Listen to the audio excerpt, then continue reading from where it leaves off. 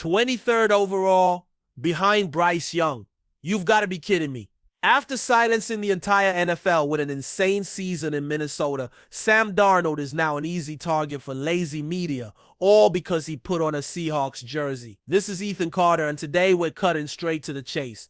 How much disrespect can one man take? But it doesn't stop there. We've got big names swirling around the defense and another who could be the new leader of the secondary. And what if I told you this defense, even without a ton of household names, could be the best in the NFL? Just wait. You're going to leave this video questioning everything. Ready? What's up, 12s?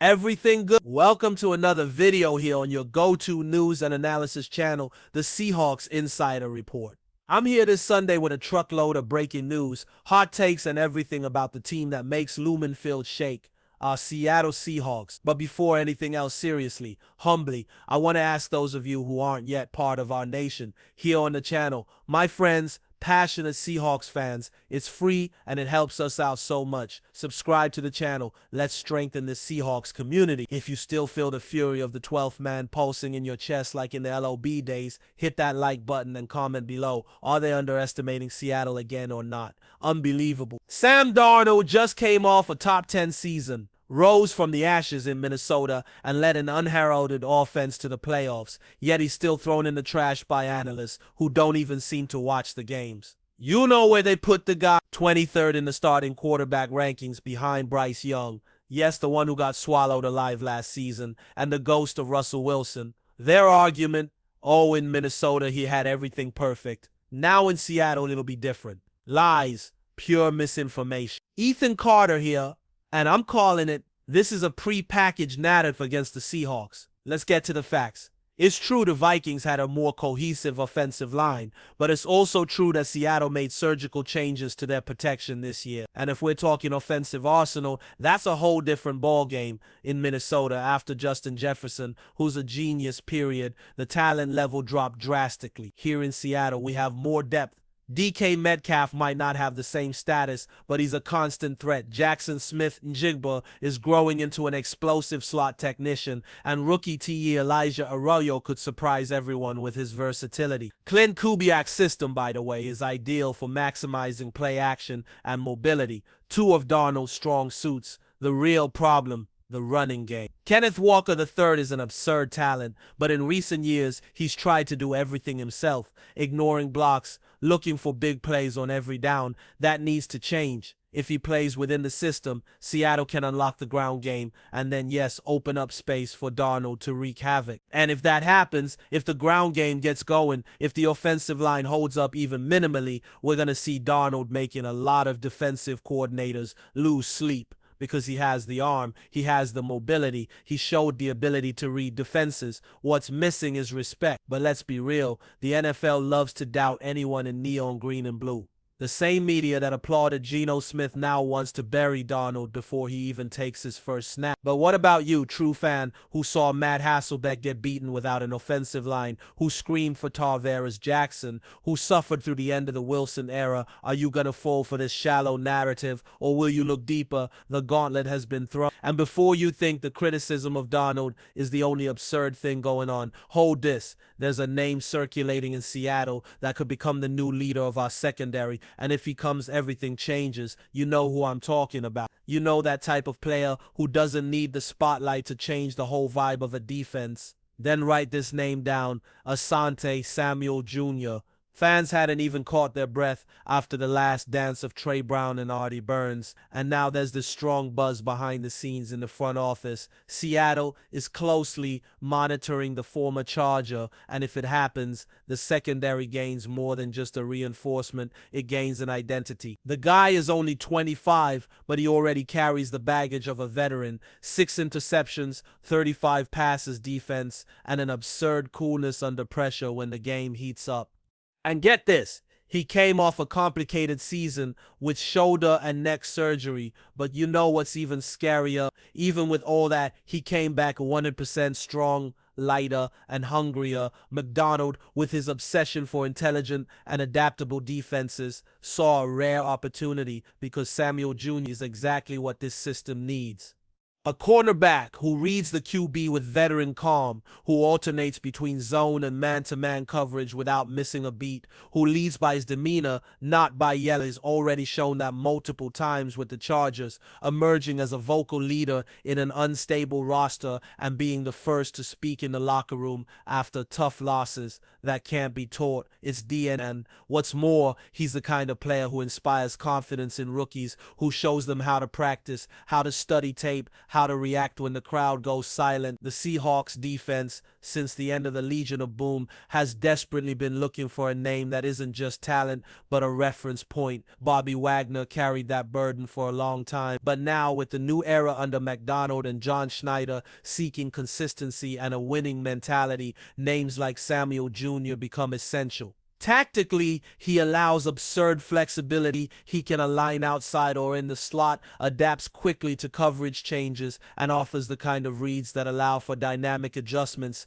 something that was sorely lacking in recent seasons. And you who missed the days when the secondary struck fear just by lining up at the snap, have you imagined this guy coordinating the young guys, organizing the unit, anticipating plays, and still snatching some balls in man coverage? That's what we're talking about. And detail. He's not coming to be just another guy. He's coming to command. The immediate impact would be monstrous. But the question remains, will the Seahawks bet big or will they let another leader fly by? Because while the conversation revolves around Samuel Jr., there's another name with even more historical weight appearing on Seattle's radar, a true veteran of the war, a natural leader, and a turnover specialist.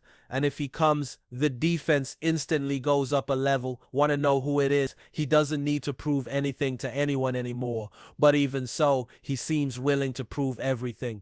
Justin Simmons, the veteran safety who's been All-Pro, Pro Bowler, and the brains of two of the most complex defenses of the last decade, is officially on the Seattle Seahawks radar. And if you scoffed, thinking he's past his prime, you better sit down, because what I'm about to tell you could completely change your view on what this defense can become. At 31, Simmons doesn't run like a rookie anymore, but he reads the game like a coach on the field. He played under Vic Fangio, understood Sean Payton's crazy adjustments, and can now bring his experience to Aiden Dirt's system, which seeks precisely that intelligence above all else. In 2023, even with the Falcons, a team completely off the radar, he recorded 62 tackles, 2 interceptions, and 7 passes defense. Solid numbers, but what doesn't show up on the stat sheet is his presence as a dominant voice in the secondary, calling plays, adjusting alignments, making emergency double coverages, and above all, organizing the chaos. The coaching staff sees a rare opportunity in him,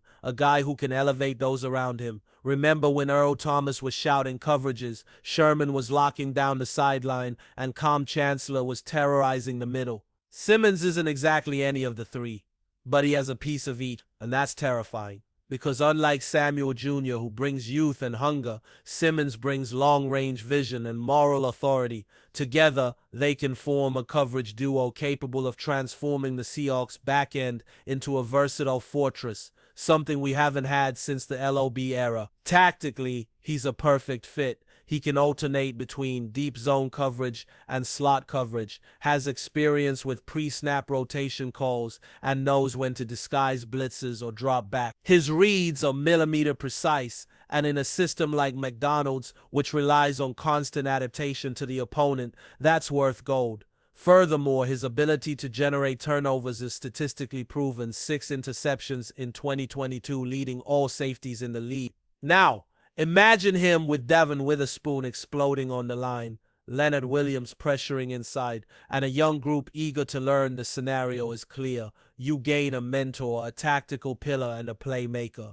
The cost, relatively low for someone seeking elite talent. The impact, immediate. A burning question: will Seattle have the courage to build a secondary with 2 leaders, one on the rise and one with a legacy, to finally strike fear into opposing quarterbacks? Because if that happens, the next step could be even bolder. There are already people saying that even without flashy stars, this defense has everything to be the no one in the NFL. Exaggeration What if I told you the best defense in the NFL this year could be the Seahawks, even without a constellation of all-pros shining on the roster? Sounds crazy, right? But the comparison is real well-founded and comes directly from someone who knows their stuff. Aaron Schatz of FTN Fantasy stated without hesitation that Seattle's 2025 defense strongly resembles the 2024 Vikings, a unit that finished the year with four top five in points allowed and led in DVOA, all without a media-hyped star, and you know what those Vikings had. Cohesion, tactical intelligence, disciplined players, and a system that valued execution over a name on Twitter. Now look at Seattle. Mike McDonald's defense completely turned around in the final stretch of last season. From an insecure unit that gave up yards easily, it started suffocating offenses, limiting elite QBs, and forcing turnovers with alarming consistency. And all this without needing 4 or 5 elite status players, Devin Witherspoon and Leonard Williams, maintaining a high level were enough, and the rest of the machine worked like clockwork. The difference lies in the concept. McDonald doesn't build defenses around superstars. He builds tactical ecosystems. Guys like Boy Mayfield, Reek Woolen, Jaron Reed, Darrell Taylor all grew within the system, understanding their roles, improving communication, switching assignments without having to look around, and the result was visible. Seattle finished 2024 as one of the 5 toughest defenses to convert third downs and one of the fastest at pressuring the quarterback within the first 2.5 seconds of the snap. All without glamour. And here's the big point. You don't need Legion of Boom 2.0 to make history. You need unity. And if players like Asante Samuel Jr. and Justin Simmons actually arrive, then the symbiosis is formed. The system already exists. The foundation is already solidified.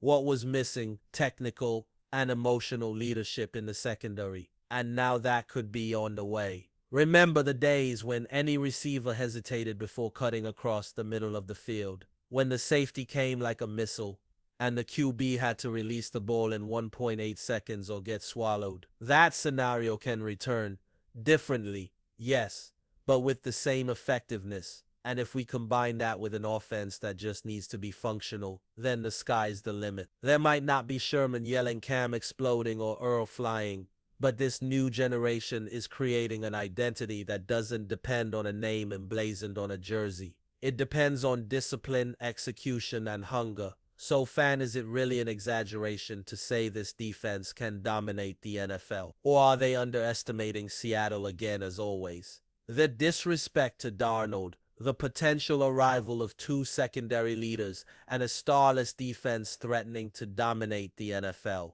All of it points to an uncomfortable truth for the critics. They're underestimating Seattle again. But we, the true 12s, have seen this before. When they doubted the LOB, it responded with big hits and interceptions. Now, with McDonald at the helm and the right pieces coming in, the scenario is heating up again. So do you believe this defense can be the soul of the resurgence? If you still feel pride in our jersey, comment below. Is this the new era of terror in Seattle?